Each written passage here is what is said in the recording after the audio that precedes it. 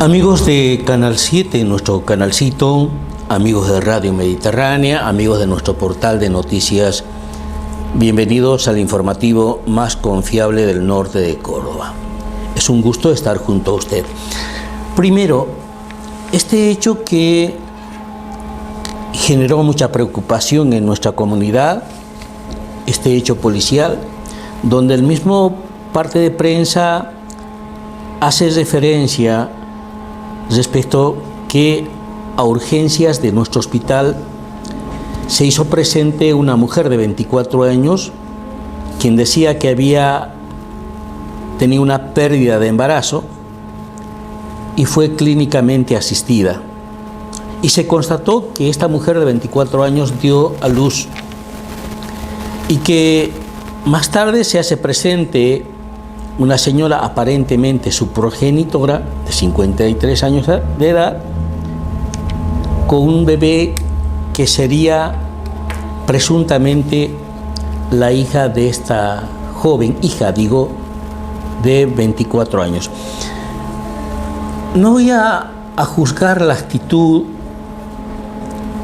de esta joven madre, porque aducen situaciones que tienen que ver con el puerperio, esta cuestión psicológica que les pasa a las mujeres. Vamos a esperar qué es lo que dice la fiscal de instrucción, la doctora Cepede, y fuimos al lugar donde fue encontrada la criatura. Esta criatura, esta recién nacida, fue encontrada allí en el predio del ferrocarril de nuestra ciudad, en medio de la basura. Ese lugar está cercado, tenemos el registro fílmico de lo que ha pasado, de lo que es ese lugar, ¿no? En medio de la maleza, en medio de la basura. A la hora en que fue encontrada, estamos hablando de una situación climática bastante adversa. Entiendo que lo que pasó con esta recién nacida es un milagro de que esté vida, y está con vida.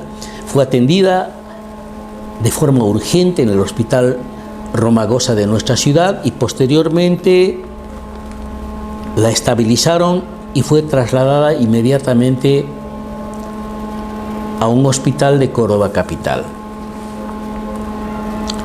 Policía científica en minutos, en el transcurso de las horas, hará sus respectivos trabajos, reitero, en este predio cercado que está en el interior de la estación de ferrocarriles de nuestra ciudad. Qué terrible, ¿no? Por eso hablo de un milagro, de un milagro, porque se trata de una recién nacida y un estado de indefensión total. No sé cómo se caratulará la causa, porque posteriormente vamos a hablar con la doctora Cepeda para que nos informe respecto de cómo se caratula esta causa, cuál es la situación de la madre de este bebé y qué respuestas tiene la madre de esta mujer de 24 años ante esta situación tan delicada y por ahí hasta monstruosa. Vamos a esperar en el transcurso de las horas, tenemos un informe, estuvimos en la unidad departamental, el comisario Vergara nos brindó la información que se puede brindar acerca del caso y esto está en manos, reitero, de la Fiscalía de Instrucción. Es un tema muy delicado, somos noticia por este hecho a nivel nacional. Ese es un tema. El otro tema tiene que ver con una cuestión muy delicada. Muy delicada. Estamos hablando de nuestra cooperativa de luz. Hoy hay una asamblea. En medio de esta cuestión que yo me pregunto, yo me interpelo, alegremente nuestra cooperativa, por no haberse adherido a esta segmentación energética que dio el gobierno nacional, lo que se denomina subsidios, reitero, tiene una pérdida de cerca de los 150 millones. Esos 150 millones sale de nuestro bolsillo. El perjuicio económicos es el que tenemos los socios.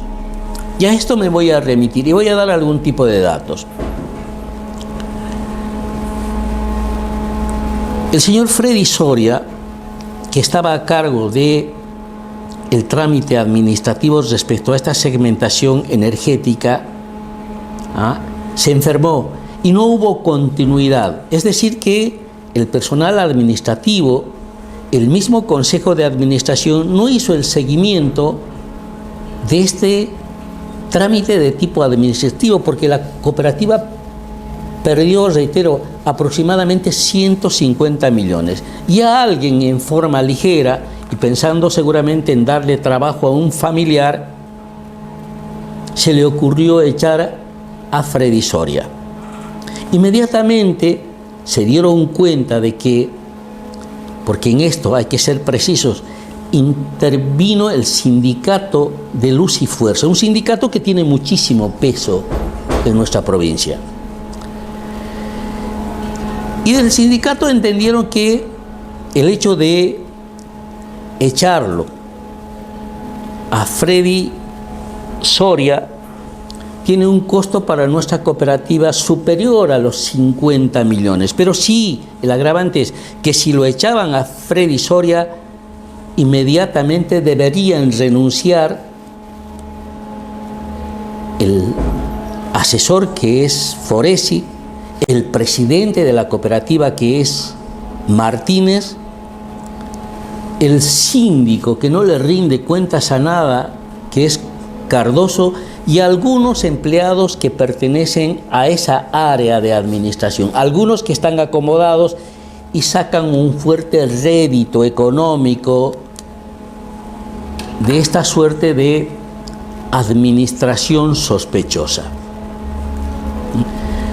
En esta segmentación energética, que es un subsidio, hay sectores altos, medios y bajos. Y en nuestra ciudad existen muchos de estos sectores de tipo bajo. Este perjuicio es grande, son 150 millones. Y a eso hay que agregarle las pérdidas que tiene la cooperativa de luz, los planes de pago que tienen, que según algunos hablan de entre 500 y 700 millones. Hoy hay una asamblea donde muchos de esos delegados, seguramente que son parte de toda esta estructura que tiene que ver con un emprendimiento familiar y no de una cooperativa de luz, no se van a atrever a preguntar, porque muchos de ellos son cómplices de este sistema. ¿Sabe por qué? Porque tienen acomodados a sus hijos, a sus parientes, y han sacado algún tipo de provecho de nuestra cooperativa. Ahora yo me pregunto, aquellos que prepararon toda esta situación del armado, de una lista en su momento, para decirnos que entraban los más buenos, los más probos, los más honrados, y que se han convertido en lo mismo que echaron, ¿dónde están? ¿Festejan o sacan algún tipo de rédito de este tipo de cuestión? El vínculo que existe entre la cooperativa y la municipalidad es manifiesto. Desde ahí hay un operador que maneja absolutamente todo en la cooperativa. Se habla de una cifra aproximada de 150 millones. Le aseguro, el acceso de la prensa a esa asamblea va a ser una cuestión de tipo imposible, porque en otras cooperativas, como por ejemplo en Jesús María, las asambleas son abiertas. No te piden ningún tipo de trámite para poder participar de la misma. Por eso este es un encuentro de una cofradía que se dedica a esto, de que saca rédito y provecho a nuestra cooperativa de luz. Qué bárbaro, ¿no? Aquellos que tanto fogonearon el ingreso de estos personajes, ¿dónde están? Ni siquiera, y tienen todo el poder de pedir, esto merece una intervención de la cooperativa, porque el perjuicio es millonario. Me explico, es millonario. Estamos hablando de una cifra de 150 millones. Si existe un error y hay una responsabilidad sobre Freddy Soria, los responsables también de esta situación es el presidente, el vicepresidente, el síndico, que puntualmente cobra una suma de dinero en nuestra cooperativa y supuestamente nos defiende a nosotros. Y en esta estructura siempre están los mismos personajes, cambian de lugar pero los personajes siguen siendo los mismos. Ojalá haya un momento donde la oposición y el mismo oficialismo que quiere ser transparente este tipo de cosas. Se adueñaron de la cooperativa, esconden todo. ¿Sabe cuál es la información que tengo? Que la cooperativa, fíjese, invierte en publicidad, que más que publicidad es un soborno a muchos medios que se han visto beneficiados para poder nombrar a sus hijos en ese trato de situaciones poco transparentes, no solamente en dinero, sino el de acomodar a sus hijos. ¿Sabe cuánto gasta la cooperativa en publicidad? Es insólito. Usted vaya a Jesús María, a las cooperativas que están cercanas, ninguna de esas gasta $500,000 de pesos para poder comprar el silencio cómplice de estos personajes, que se llaman y que se dicen ser periodistas. $500,000 de pesos, cuando eso debería servir para poder de alguna manera ayudar a la gente que tiene problemas a la hora de pagar su respectiva factura. Qué pena me produce esto. Otro tema. Es muy profundo lo que nos pasa a muchos ciudadanos que vivimos la época del proceso de reorganización nacional, lo que se denomina la dictadura militar. De pronto, un grupo de uniformados se apoderó del poder y mucha gente del peronismo, más del radicalismo, fue cómplice de todo esto, de lo que pasó, una época sangrienta, oscura en nuestro país.